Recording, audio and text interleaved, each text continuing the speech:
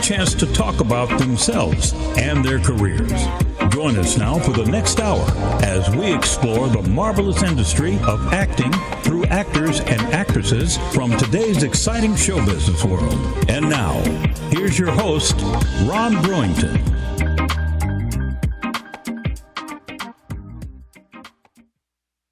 Hi, everybody. I'm Ron Brewington, and welcome to The Actor's Choice.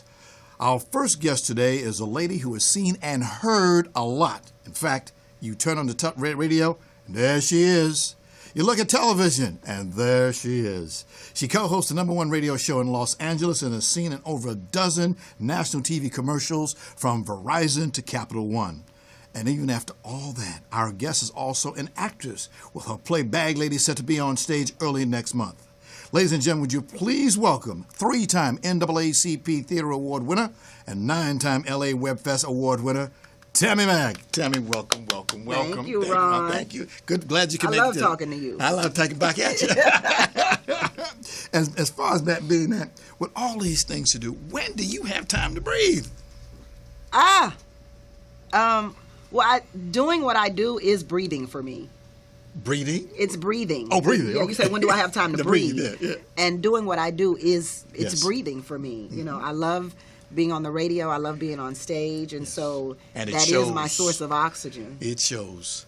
A lot of people love you, lady, on the radio and what you do in the world. I'm going to say that publicly because I say it to you privately, but I'll say it to you publicly. The lady is too much. Thank you, last Ron. week we had Roland Bynum here last week, and we were talking about you. I love Roland, baby. Oh, yeah, he loves you too. God, and a lot of the other guys too. We'll get in that. Andre, all them guys. But anyway, born in Houston, Texas. Yes, Houston, Texas. I was born and raised in Houston, Texas. Okay. Yes. So what made you first start acting? I think I just popped out of my mama's stomach and started acting. I really, that's what I think would happen. There's no one thing that pinpointed other than Yes. every Christmas, my great-grandfather, I call him Gramp, he would make everybody sit down and watch what I call the Tammi Show.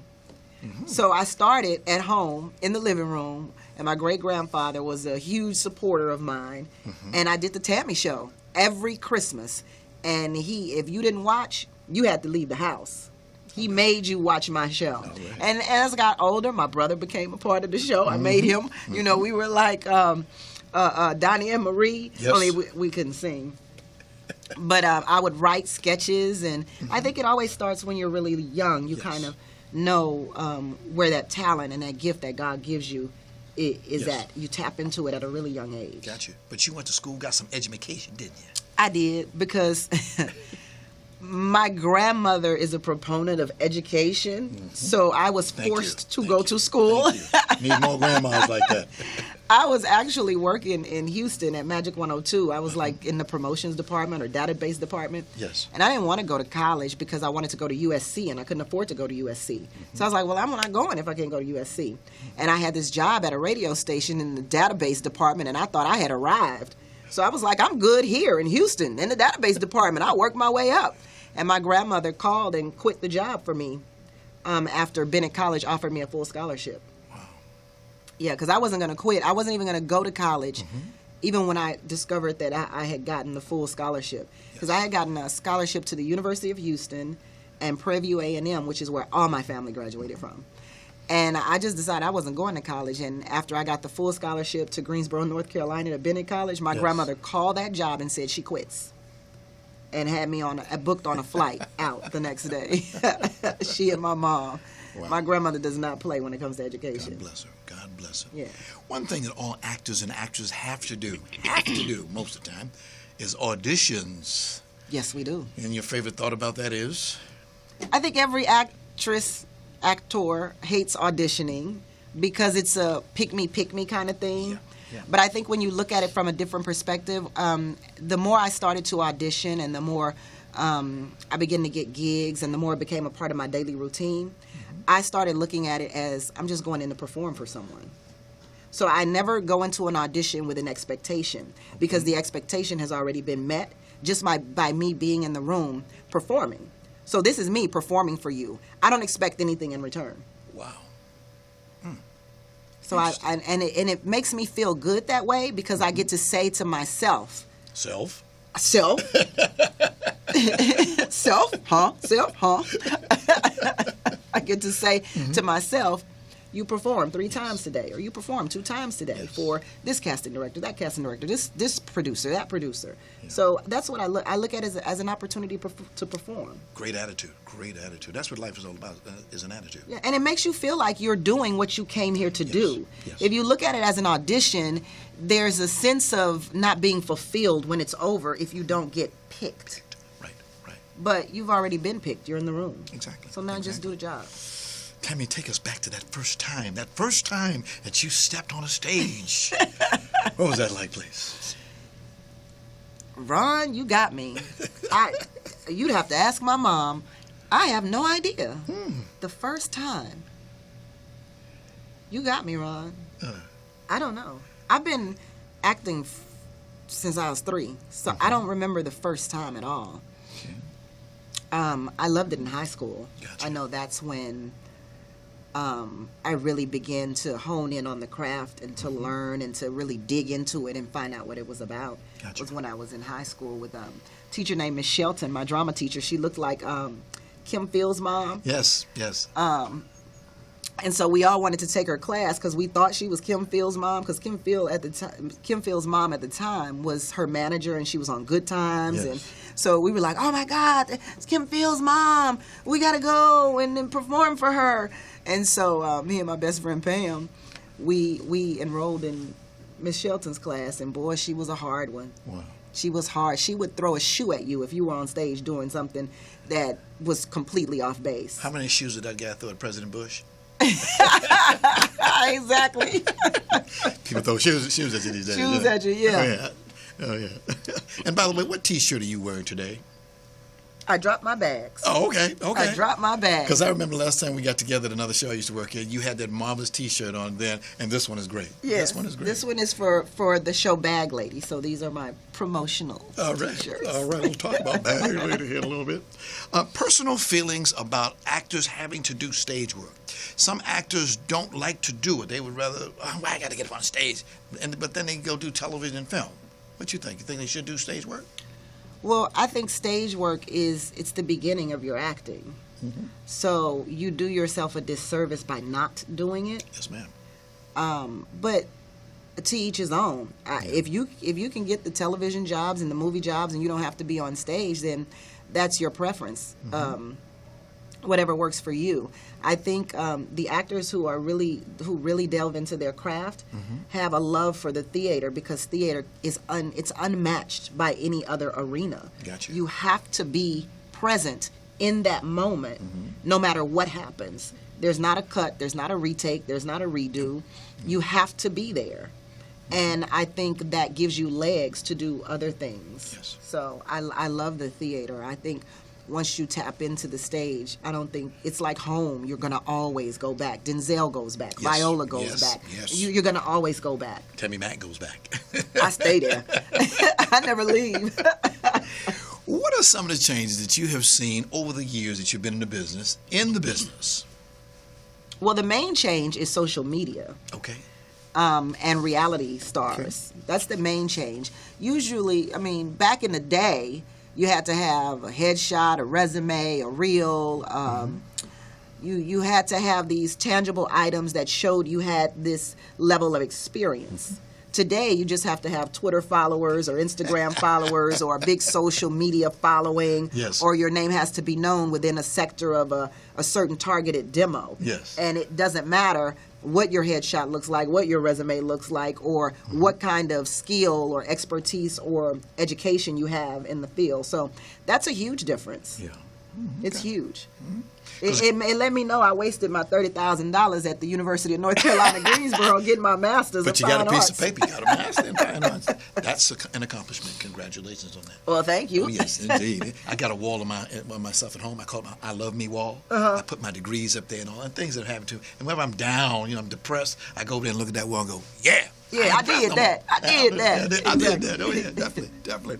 How does can you talk about the competition that there is to get a job?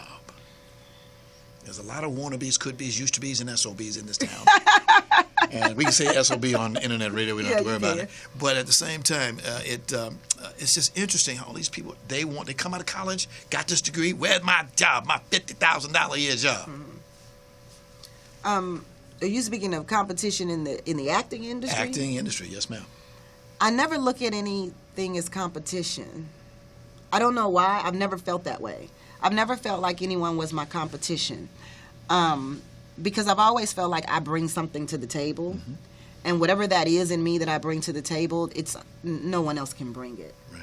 And whatever it is that other person brings to the table, I can't bring that either. I think one of the reasons I never look at competition is because when I used to do theater competitions back in high school, mm-hmm. my drama coach, Miss Shelton, used to say, don't look at what other people are doing. It gets you off track. It gets you off base. Mm-hmm. And it allows you to lack the focus you need to make what you have to make happen. Mm-hmm.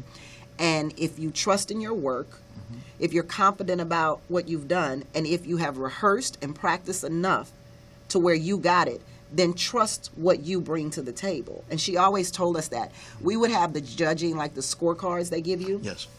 She would never let us look at them because she would always say, this judge may say you should have moved to the left. Yeah. But the next judge may say you should move to the right. It's subjective, yeah. Trust what you have already rehearsed and prepared, yes. that it will work. And it always worked. I won first place all the time in theater competitions in high school. Mm-hmm. And because I was so successful in high school and that method worked for me there, I just carried it on throughout my life. I don't feel competition in radio.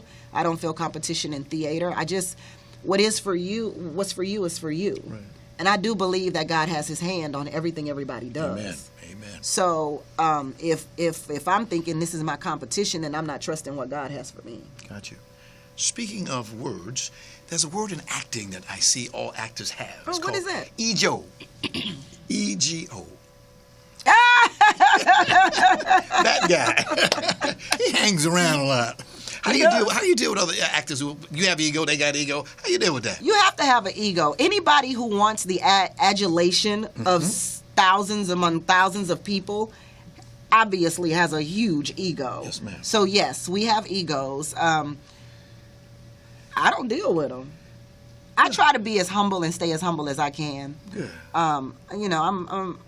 I'm from the South, so we're kind of humble people anyway. You know, we invite you to the house. It's not because you work somewhere. It's just because we want you to eat some of our food. You know what I'm saying? Like, we're not inviting you in so we can be like, so where you work? No, we don't care where you work. Just come on, taste some of these pork chops I got for you. You know, that's kind of my that's how I grew up. So gotcha. I only have my ego when someone pisses me off. Pisses you off, yeah. And then I got to put them in check. Got you. But other than that, I try not to rely on the ego because God will put me in check if I rely on it too much. Gotcha. So I kind of lay back from that as much as I can. Got you. And then there's a thing about working with directors. How do you do with directors? I haven't had a bad director since I've been in Los Angeles. Amen. Not a bad director. Iona Morris directs my one-woman show. Yes. She's been Great exceptional. Lady. Great lady. She's Look where she came from. Yeah, exactly. Theater. Yeah, man and father. Yeah. Oh, absolutely. And a brother. Father and brother, Yeah. Exactly. She has a history, a family. She has a legacy. Yes. Of successful Give her my best when you see actors. her, please. I will. Please. And tell her we need to her to be on the show, please. She will come. Thank you. She Thank will you. come. Don B. Welch. Oh, who's that? I work with Don B. Welch. I'm sorry, you say that one more time. Don B. Welch. Oh, yeah, that guy. Don B. Welch. What a guy. What a guy. He's excellent. Don Yes. has really had my back because when Yes. I came to L.A., I didn't have a job. I didn't have a radio job or anything. But once I got my radio job, a lot of people started seeing me as the radio chick. Right. And so people don't believe you can be talented in more than one area. Right. But Don kind of took me in and gave me these roles that were meaty, that were juicy, that allowed people to see me in a different light. Gotcha. So he's been very vocal in terms of letting me shine in ways that people would never see me shine because of who they think I am on the radio. So I saw you this weekend. There was Three Sisters were playing at the theater here in town, and it sold out. it did. Oh, it sold out. Yeah. I know your show when it comes, it's gonna sold out. We've sold out of 2 shows already. All right. Yeah, so we've got 3 shows. We've got a Saturday night show and 2 Sunday shows. We may do a Monday show, but we got to sell out that last show first. Gotcha. But yeah, we're doing well. All right. So. Now, in your business, it's always a thing that, well, you're a waiter and you're waiting to get a job. Some director's going to come up, some producer. But you've picked the field of broadcasting to that's your game. That is my game. When did you first get a taste of broadcasting? My dad took me to, my dad was like my manager, but not really. He would just find these auditions randomly and take me when I was younger. Yes, ma'am. And he knew a young lady by the name of Pam Collins, who worked at the radio station on the campus of Texas Southern University. So the station is KTSU. So my dad takes me in to his friend Pam and says, hey, my daughter wants to be on the radio. All right. And Pam is like, can she read? Because I was like probably 13, 14. I think I was 14. And he was like, of course she can read. She's my daughter. And she was like, no, I mean, can she read? So she hands me a public service announcement to read. And I read the public service announcement, and she says, okay, cool. We'll find something for her to do. Well, they had a show at KTSU on Saturdays called Kids Jam, where they let young kids in high school come in and program the radio station for Saturday mornings for an hour. Okay. And I was just answering the phones. And I honestly got a little dejected because all I was doing was answering the phones every Saturday, Ron. And then my dad was like, well, make that into something. You can always make something into what you need it to be. So make that into something. When you answer the phones, do different voices. Talk to the people. Build a relationship with them, so they'll get to know you. And maybe the DJ will play their song at the same time they requested it. And they're going to say, oh, that lady played my song on the radio. So he was basically telling me to con them, make them think that I was something that I wasn't. And create these character voices, and to improve on my acting career through those request lines. Yes. And I did that. And one day, one of the young ladies who was on the air didn't show up. And they let me on. And when they let me on, most of the listeners knew who I was because I had developed relationships with them over the phone lines. Gotcha. So I like to say this. This? I'd like to say this. This? When interns come into the radio station, obviously when you come to a radio station, you want to be on the air. Right. What I learned from my father was that every piece of the job is just as important. Yes. And so when interns come, they think that answering the phones is a menial job. No, it's not. It's very important. It is a very important job. It's the job that connects you directly to your listener. Exactly. No other medium does that. No, it doesn't. You can't do it on television. If Steve Harvey's talk show, you can't call him and call in on the talk show, And that's one of the reasons why Steve Harvey keeps his radio show. Exactly. Because there is a direct connection to your listener. And those listeners also feel like you they homegirl or homeboy because they can pick up the phone and call you. Right, So, but Ron, you've been in radio for decades. Well, Decades. I've been around. Centuries. And when they feel like they can talk to you, they feel like they can be honest with you. Yes. Sometimes that's not a good thing, but sometimes, but they're being honest and they're telling you what songs they like, what songs they hate, what shows they like, what shows they hate, and you're getting all of this information, this database of information that you can use to enhance your show. You know what to talk about, what not to talk about, what songs to play, what songs not to play. Yes. The listeners are telling you, and I think that interns do themselves a disservice by just wanting to be on the radio and forgetting about small things that are really large, like answering those phones. That's how I connect to people. I still answer my request lines. Good. You came here to Los Angeles, KJLH, the number 2 market in the country, and you had a chance with the partner that you have, Don Amici. We call him Mac and Amici. You guys have moved to the number 1 station. Sir, would you please roll that video for this young lady? Let me see this video you're talking about. This iconic logo represents one of the nation's most celebrated radio stations, 102.3 KJLH. I'm Michael Reel, and this is ReelUrbanNews.com. It is here that we speak with on-air radio personalities Tammi Mack and Donna Michi. They have a #1 radio show right here in Southern California.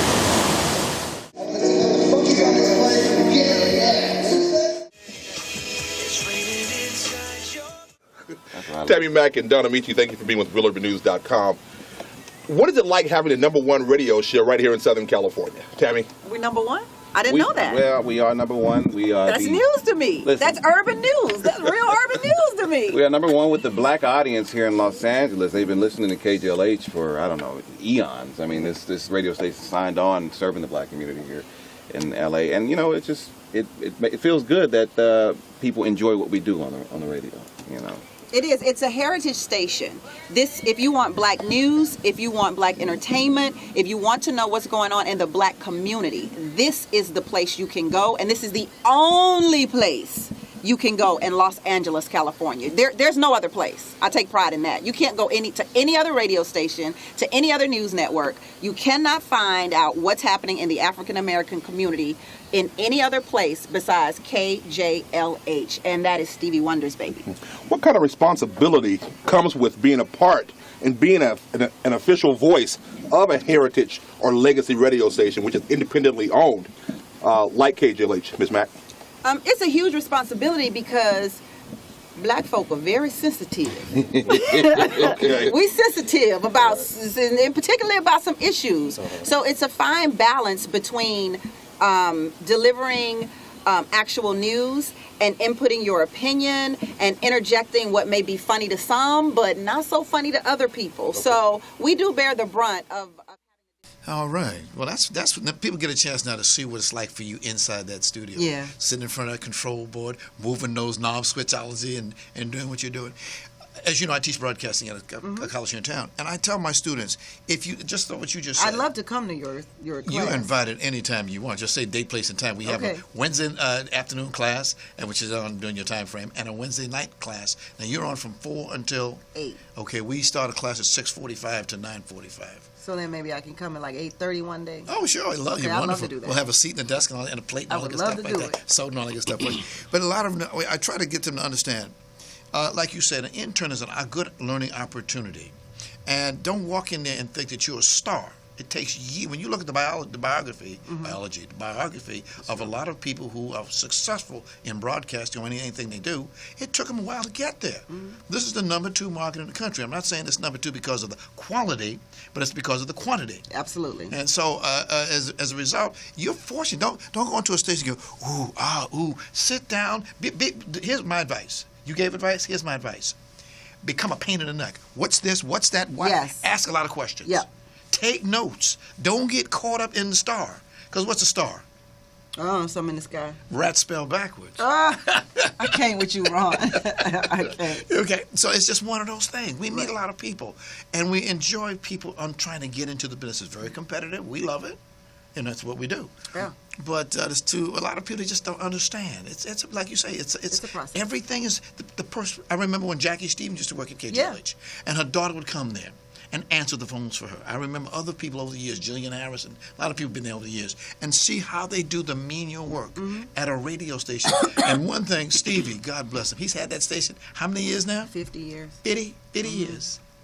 50 years strong. It's the only black-owned radio station in this town. It is. Others may play black music, but they're not owned by anybody. They ain't owned by a black man. Yeah. Yes. I like to tell folks, I said, by the way, do you know who this guy, Stephen Morris Judkins Hardaway is? They said, no, I don't know him. I said, oh, yeah, you know him. Oh, no, I don't. Yeah, yes, you do. I said, Stevie Wonder. Legendary Motown singer, Stevie Wonder. That's him. What a guy. Yeah. And now I understand you guys got some new things going on down there now. Some apps or something like that? The KJLH app. Yes. We love the app because our listeners get to just click the open mic icon. Yes. And talk to us, and we play it back on the air. I love it. I love it. So download the KJLH app if you can. It's simple. Okay. Now, on your show, you guys do some controversial subjects. Sometimes. What are some of the controversial subjects that you've done? Well, the most recent everything's been about the elections. Yes, of course. So we've been talking about the elections. And what's that guy's name? Donald Trump. Toot your horn. Donald Trump. Yeah. Oh yeah. Pardon me. So that's been pretty heated, you know, with Donald Trump calling the president ignorant, and then the president Call him calling a liar. Yeah, so you don't call that's the president it's a been a liar. really hot topic, and we enjoy it because our listeners get really, really involved in the election process Yes. and what's going on with Hillary Clinton and Donald Trump. So that's been pretty hot. Between Don Amici and I, we always get into it. Yes, you guys do. I think one of the main things is the differences between the male mind and the Right. female mind. That's a So, black like, man and a black woman. Yeah. Yes. Well, most people don't think he black though because of his thinking, but he is black. He is. Yeah. But like sometimes he'll say, "Oh, she's pretty for her age," and I have to say, "No, she's pretty." You put a period behind that. Right. You know what I'm saying? Like, why does she have to be pretty for her age? Just make her pretty. Well, but because she's pretty for her age, no. Take the for her age off, because you would never say that about a man. You would never say, "Oh, he's a nice looking man for his age." You know, he was like, "I would never say a man looks nice." I enjoy the controversy between you and Mitchie. Back and forth, back and forth. Right. You get people thinking.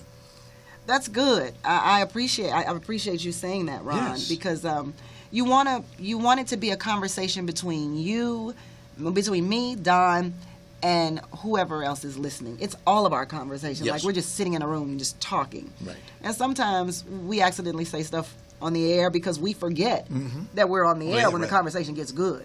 So we've been called to the carpet. As long as you a don't few say the times. 7 dirty words of broadcasting, you're okay. Right. I don't even know if they apply anymore. That's interesting. But you've done it for so long. You've had guests come on the show, which is kind of interesting at that time of the day. Because that's afternoon drive. People are coming home, going home Yeah. after the day. It's interesting how radio envelops our life. It gets us in the morning with morning drive. When we get to work, then it covers us all day long, Yep. and then it takes us home at night. It's a beautiful source of medium. It really is. Yeah, it really is.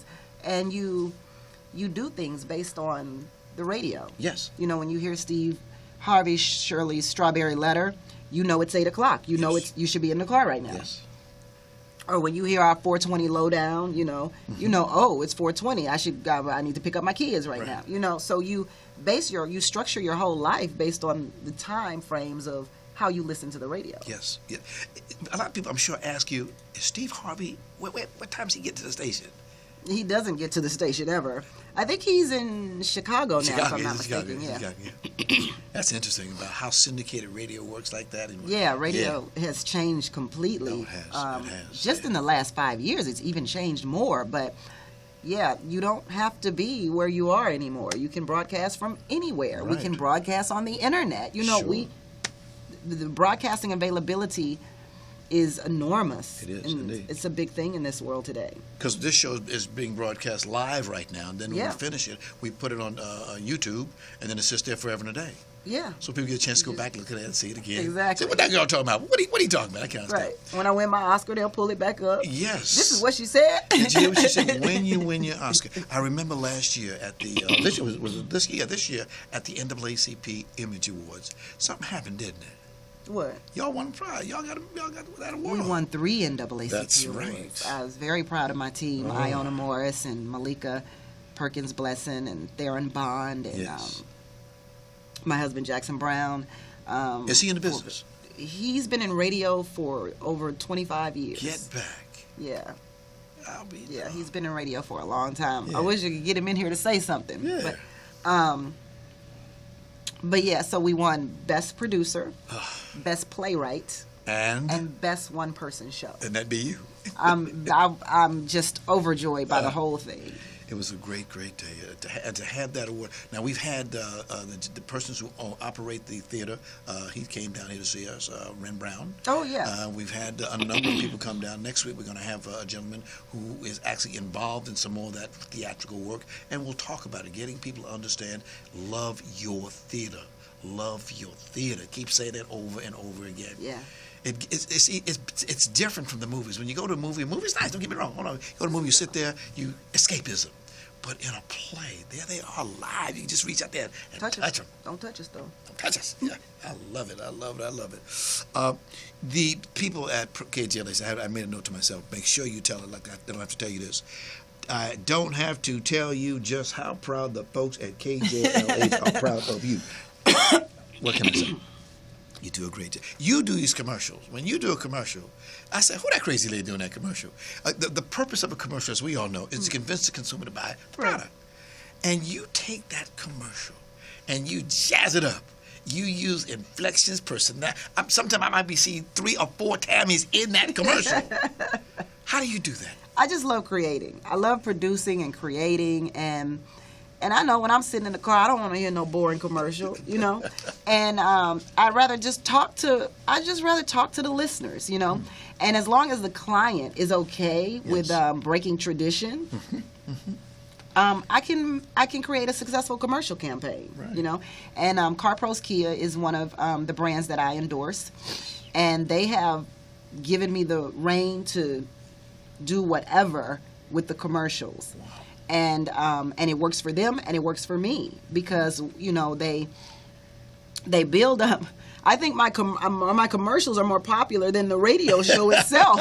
I think more people know me from the commercials than they know me from the radio. So it builds up a fan base for me. Yes. But it also sends people to Car Pros Kia to get the car. And I do drive a Car Pros Kia. Yes. And they are one of the sponsors of my show Bag Lady. So I went to them and I said, hey, look, I'm doing work in the community. Right. I want you to be a part of this work I'm doing in the community, uplifting women and empowering women. I've been, you know, your brand ambassador for 3 years now, and I think it's time we take it to another level where we are not only servicing people with cars, but servicing people with empowerment. And they jumped on board. They were like, hey, whatever you want, let's do it. This sounds great. And so now they're one of the sponsors along with the AIDS Healthcare Foundation. Okay. I went to the AIDS Healthcare Foundation and I said, you know, we tackle AIDS in my play. And I talked to Miss Cynthia about it and I said, I think this would be great for your women's subcommittee to uplift and empower women through this stage production and our talk back. This time we're having a talk back and our talk back. And they were like, empowering women? We're on board with that. Yeah, so I think the commercials for me gives me an opportunity to expand what God has given me and to live in my purpose, which is to empower women, which is different from telling you to go buy a car or telling you to use this kind of hair shampoo. I want to do more than that. I don't want to just be a paid or hired help for a brand. I want to extend that into being of service in some kind of way. Got you. And the subject matter, AIDS, every time I pick up statistics, especially when blacks, we see such a high percentage of that. Yeah. You know, it's like then we have to educate people constantly about get out there, be careful, be careful, be careful. We absolutely have to. You know, it's like when you talk about some of those controversial subjects that you be talking about your play, as an example. You did that play, you wrote it. Okay, you did that play with the intent, as I understand, to contemplate how people in relationships can get along, particularly people of color. We need to learn how to get along with each other. Oh, yeah. One of the things that I teach in one of the classes, I teach a communication class, and we talk about the 3 because there are thousands of reasons why relationships break up. Yeah. But the 3 major reasons why relationships break up. What's that? Number 1, lack of communications. They ain't talking. Or not. They don't know how to talk. That's another. They don't know how to talk. Exactly. You have to know that person that's sitting next to you. You got to know them. Number 2, the most popular 3-letter word in the world today is sex. No. Not getting enough? Ain't maybe getting too much. You never know. From somewhere else. Somewhere else, you know. Not like variety. And then last but not least, money. Of course. Those are 3 major reasons why a lot of relationships break up. And it's in your play, that's what you grab that and you take that into it. Am I right? Well, yeah. I talk specifically with my play. It's more about. It's not a male bashing play. So the men are merely co-stars of the play. Got you. Because I play several characters. And the men are just co-stars of the play. It's the women who we look into the lives of those women and find out, why is it that you continue to get involved in the same relationship over and over and over again? Come on. So it's not about what the man has done to you. It's about, what are you doing to yourself? How is it that you continue? You're the common denominator in these relationships. Right. So when do you internalize that and do something different and believe something different about yourself to allow you to live in your purpose and not in this bunch of dramatic mess that you find yourself in, relationship after relationship after relationship? Yes. I blame the media. I hate to say it, but I blame the media. I blame the media for we the way are people responsible, think. We are responsible. Yeah. I mean, remember back in the days when you used to have soap operas? Girl, did you see that soap opera today? Yeah. What's John doing to Jane? And all that good stuff like that. Exactly. They seem to have cut that back. But there is, I think, one, General Hospital, another one is still on it right now. Yeah, there's not many soap operas on because we're getting reality shows and their soap operas on their own. Okay. That's a good explanation. Yeah. So. But we're seeing people trying to get and understand each other. How to get, what did Rodney King say? We all just get along. That's all he wanted. Yeah. Just getting along. Why is that so hard for us? It's hard. Why is it so hard that when we pass each other, we can't say good morning, good afternoon? Well, that shouldn't be hard. But it is. That shouldn't be hard. Pardon me. That's okay. But this play, you got Bag Lady. Now, Bag Lady. In 1972, as I understand, you were in a television show. Can you tell us about that, please? I wasn't in no television show. I wasn't even born in 72. What? Then see, that's what I'm talking about. IMDb gave us some wrong information. Tell me in 1972 you had a role. Oh, well. No, I wasn't even born in 72. Okay. Well, how did you get to the Bag Lady? How did that happen to you? Well, Bag Lady, my girlfriend and I, Michelle, one of my best friends, we were riding to L.A. on a plane. And we were going back and forth about these relationships that we were in, right? And we were just laughing and kind of, making light and making jokes about how this guy did this and this guy did that. And then all of a sudden the laughter kind of subsided. And it was like, well, wait a minute. How we keep ending up in these relationships, And I was like, you know what? I'm going to write a play. And she was like, yeah. I said, let me write your story first about Jerome. So on that plane ride, I wrote a story about her boyfriend, Jerome. And we got to laughing, and at the end of it, we were crying. And I was like, I should keep going. So we wrote a list of guys down, and I wrote stories for every single guy that we had dated. And first, I thought it was going to be funny. But at the end of each story, it turned out to be quite sad. And I was like, oh, my show's not going to be a comedy. So I didn't do it for years. And I didn't have no money either. So that helps. That helped me not to do it. And then finally this crowdfunding thing, Kickstarter, came across, and we were able to do a Kickstarter that raised over $20,000. Gotcha. So I was able to produce the film. And once produce the play. Once I did the play, because we went over our Kickstarter goal, I did a web series based on the play. So the stories that are not in the play, we made those into web series. Okay. And when I got with Iona was like, this too long, this story doesn't make sense, this story doesn't make sense. So we did a lot of cutting. We cut a 2-hour play down to an hour and 45 minutes, or an hour 45-minute play down to an hour 30 minutes. Right. So we did a lot of cutting. So with the stories we cut, we just developed web series with them, and so I began doing short films. Okay, we got a short video of that web series. If you take a look. Bag Lady. Bag Lady. I don't think my mind was ready for what I was about to witness in that treehouse, and neither is yours. I was nothing but a sorry prisoner. I met Scooter while he was busting the window out of his baby mama's car. Ooh, that turned me on. I ain't going nowhere, Anthony. Oh, you go. I didn't care that Jerome had other women. I was number one, and that's all that mattered. Why would I waste my time with a good guy? Babe, put this in your mouth till the cops leave. Deftly captured by suffocating torture.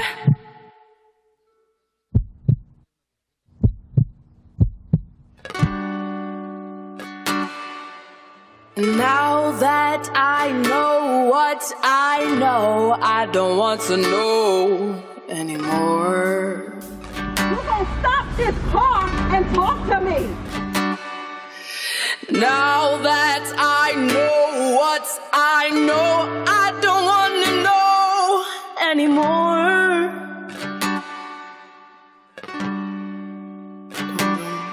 Look at the mess I've made. Look at the mess.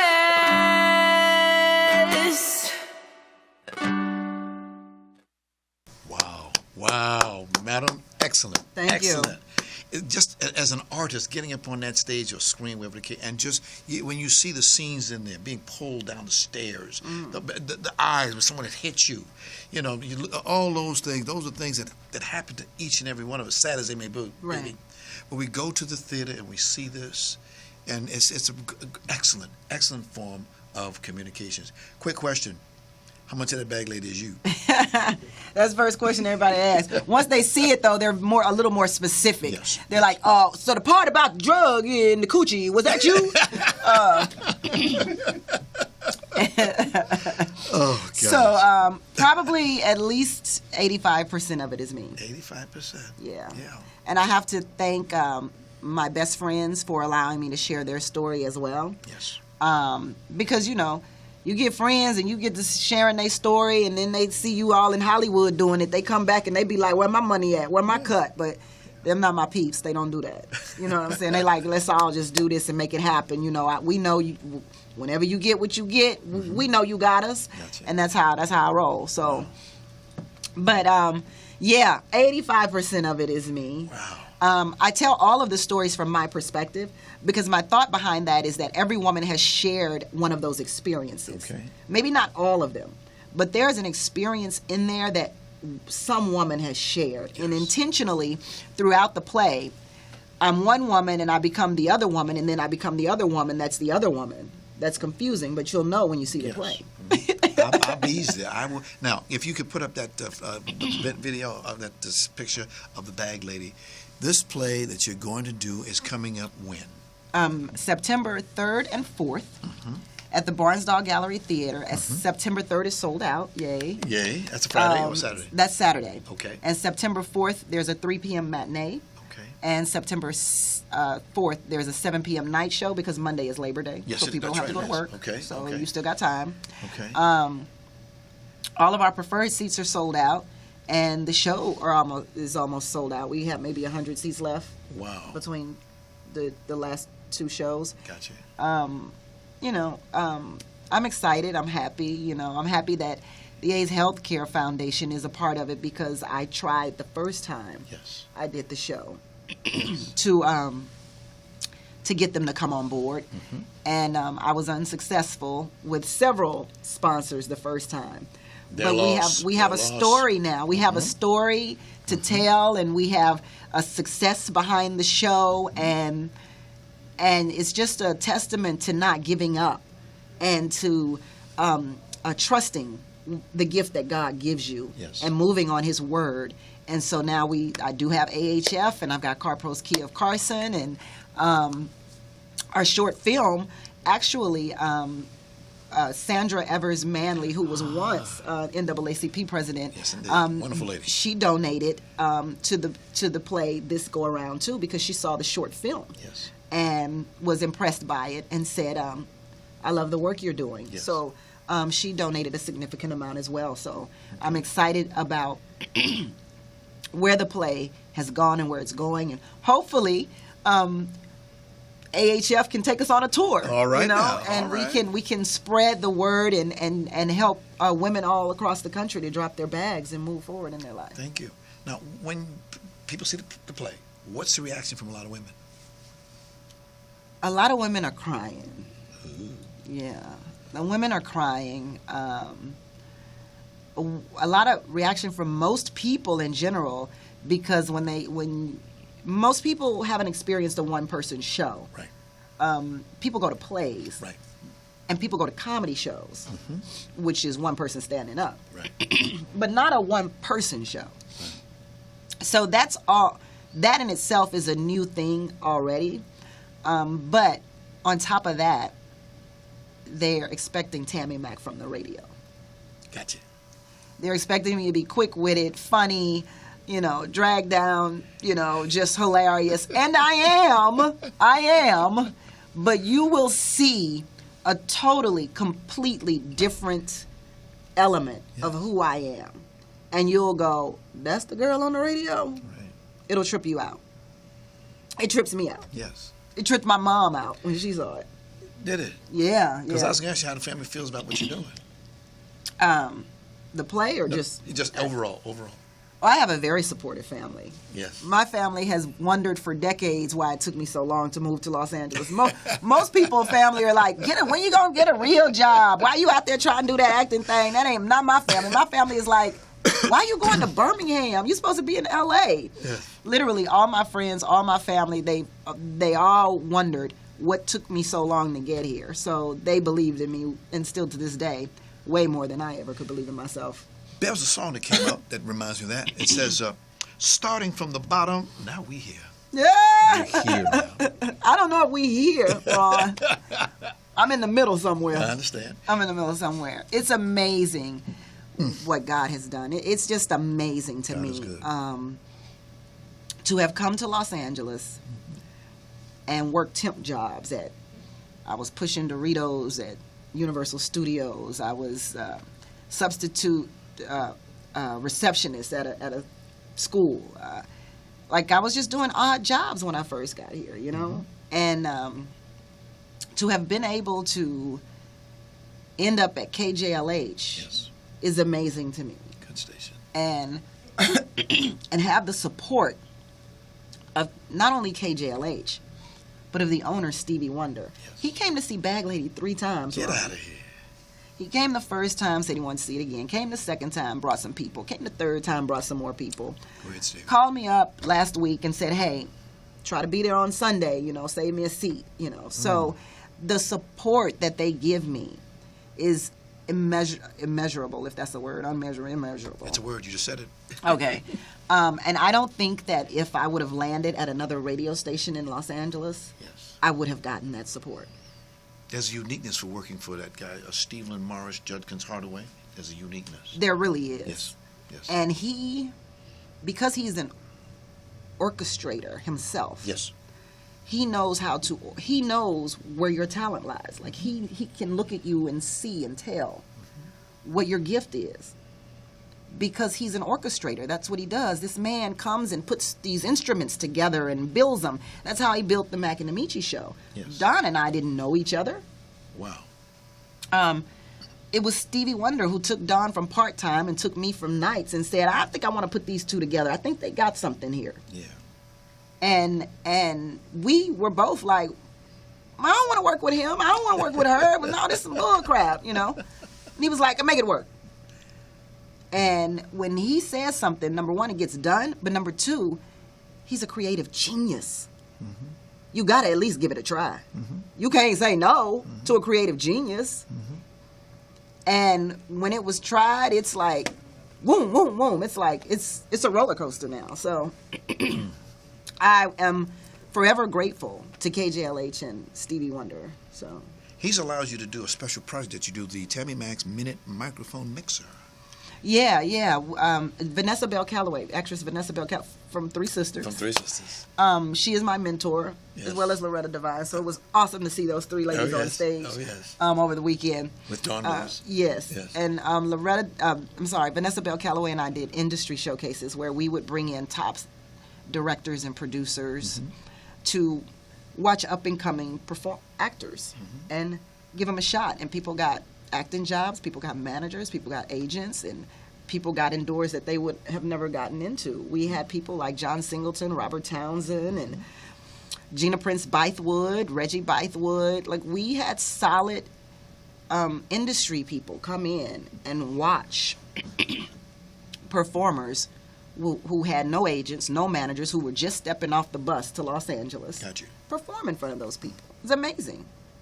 So I'm very proud of that aspect and the what it could do and what it has done for other actors. Now, you spotlight actors. What do they have to get up and perform? They get 1 minute to perform. 1 minute?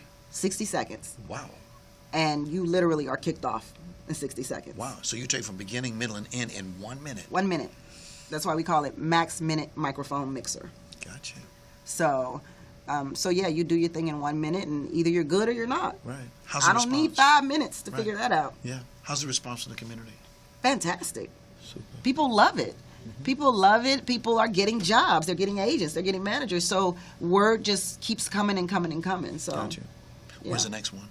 That I don't know because I'm in the middle of Bag Lady, and Vanessa has some shows that she's doing. So we've both been pretty busy lately. So we went on hiatus for this year. Right. Maybe we'll do it twice next year. Now, you did something unique at the Evo Theater, I guess a couple months ago. It was with Don B. Welsh, and we heard your voice, but you were sitting on the front row. What was that? What did you do? Oh, I did. He has a character in that play called Bag Lady. And I played a bag lady in his play. And I have to tell people, that was not my writing. That was Don's writing. And it has nothing to do with the play Bag Lady. It's just ironic how that happened. Yes. Don wrote that character long before my Bag Lady was in existence. So he thought it would be a nice cross promotion. Oh, it was. So it was. And that's why I say he's been just exceptional supporter of mine in Los Angeles. So I can't thank him enough. Thank you. Tell me, Mac, when people see you, what do they say to you? Girl, you be putting Don Amici in his place. Girl, is he white or is he black? Girl, he be talking some crazy stuff, but you get him, girl. You keep getting him. That's mainly what I get. That's mainly what I get. And do you ever tell him some of the stuff? Yeah, I tell him all the time. And what do you say? He's like, what are they talking about? He play dumb. He know what they talking about. He likes to play the dumb role. I don't know what they're talking about.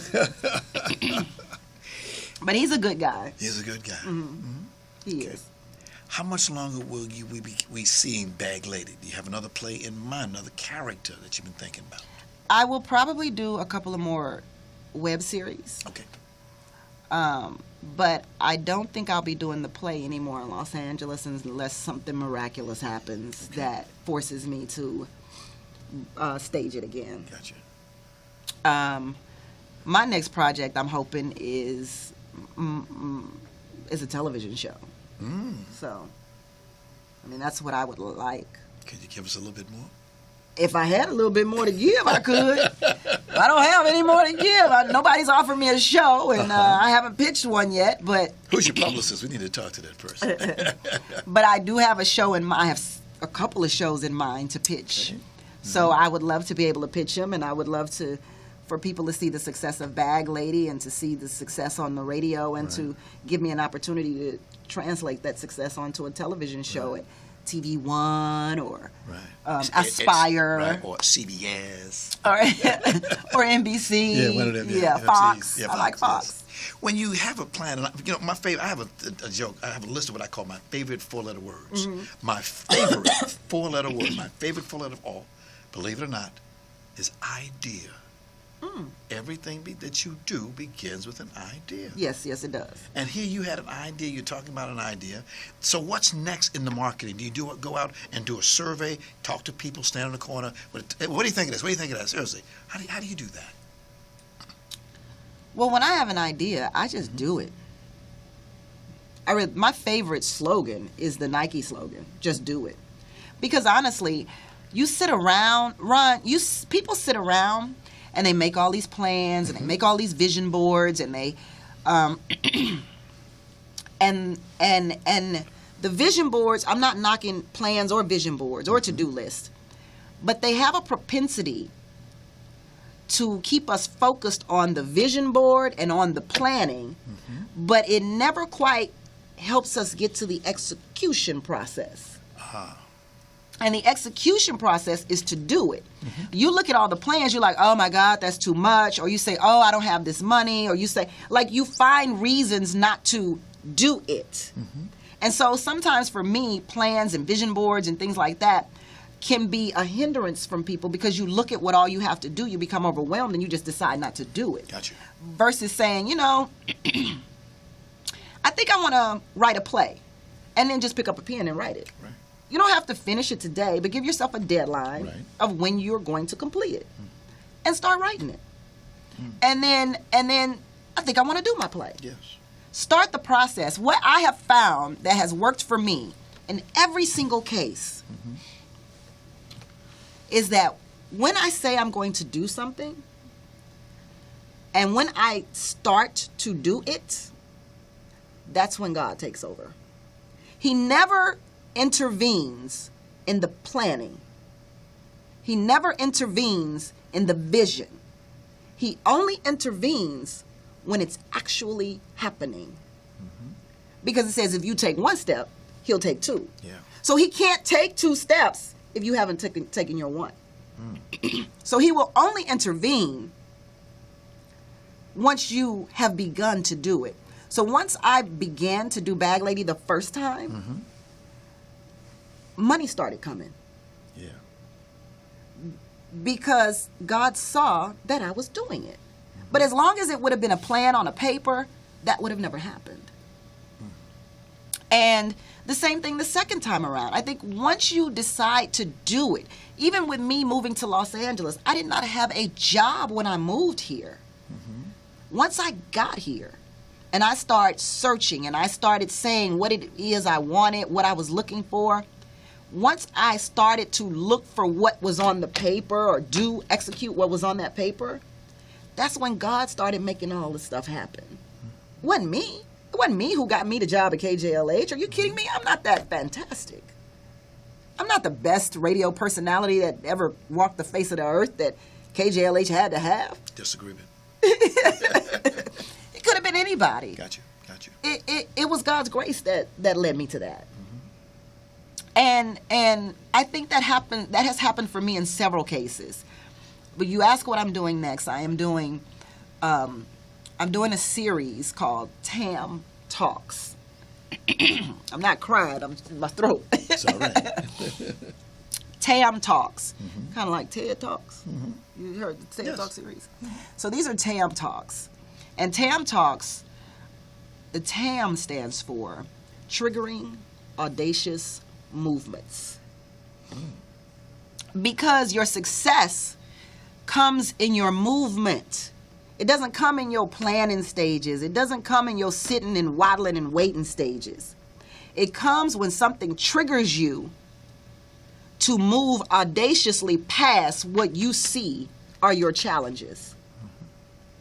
And so triggering audacious movements are the talks that I will have with women, where I will have women who have had to face challenges talk about how they were triggered into making audacious moves to get to where they are today. Gotcha. Whether that be a single woman trying to get her daughter to college, whether that be a divorced woman trying to rebuild her life after being divorced, whether that be a woman who's always wanted to own McDonald's who now owns 13 McDonald's, you know, whatever that success is.